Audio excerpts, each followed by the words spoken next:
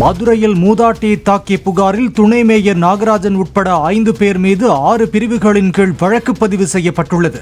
ஜெய்ஹிந்த்புரத்தைச் சேர்ந்த வசந்தா என்ற மூதாட்டி தனது 1 கோடி ரூபாய் மதிப்புள்ள சொத்துக்களை ஈடாக வைத்து குமார் என்பவரிடம் 10 லட்சம் ரூபாய் கடன் பெற்றுள்ளார். வட்டியை சரியாக செலுத்தி வந்த நிலையில் கூடுதலாக 15 லட்சம் ரூபாய் தருவதாகவும் சொத்தை கிரயம் செய்து கொடுக்குமாறும் வசந்தாவை குமார் மிரட்டியதாகவும் அதற்கு வசந்தா மறுத்ததாகவும் சொல்லப்படுகிறது.